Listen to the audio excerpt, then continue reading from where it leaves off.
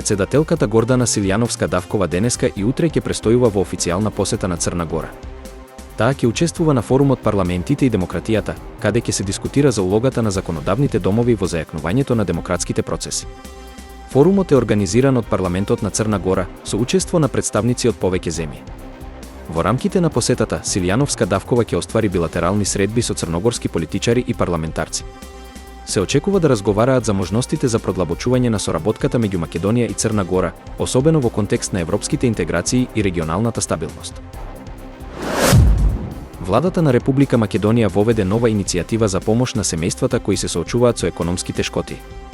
Над 600 прехранбени производи ќе бидат вклучени во специјална новогодишна кошничка, која ќе се дистрибуира до оние на кои им е најпотребна.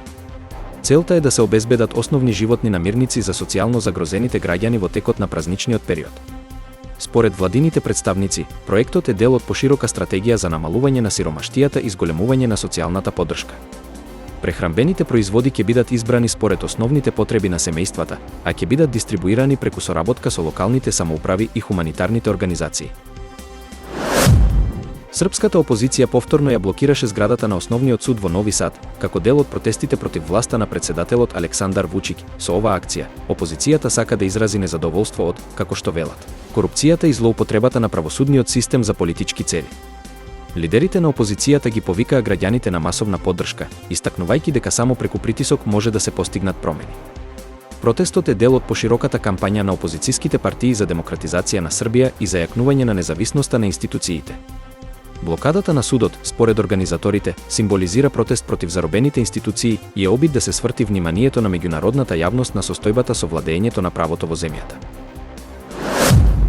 Лидерот на Хезболах, Хасан Насралах, изјави дека нивната организација постигнала победа против Израел во последните судири. Според него, борците на Хезболах успешно одговориле на израелските напади и ја покажале својата подготвеност за одбрана на Либан. Насралах нагласи дека организацијата останува цврсто решена да се спротивстави на секоја агресија и дека нивната сила е заснована на поддршката од народот.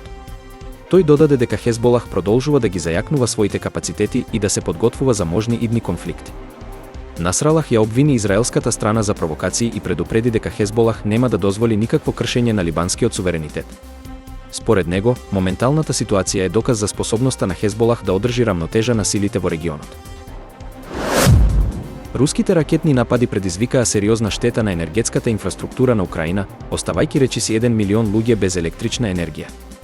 Нападите ги погодија клучните енергетски објекти, предизвикувајќи прекини во снабдувањето со струја во повеќе региони низ земјата. Украинските власти соопштија дека интензивно работат на враќање на електричната мрежа и повикаа на меѓународна помош за надминување на кризата. Ова е еден од најголемите енергетски удари од почетокот на конфликтот, при што руските сили целеа објекти кои се од витално значење за цивилната инфраструктура.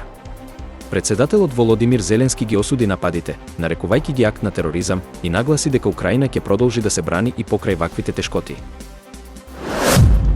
Во Украина расте загриженоста за иднината на американската поддршка, поради неодамнешните изјави на поранешниот председател Доналд Трамп. Трамп, кој се кандидира за председател во 2024 година, најави дека ако победи, може да ја прекине воената помош за Украина. Тој изрази сомневање во ефективноста на американските ресурси вложени во конфликтот, истакнувајќи дека Соединетите американски држави треба да се фокусираат на своите проблеми.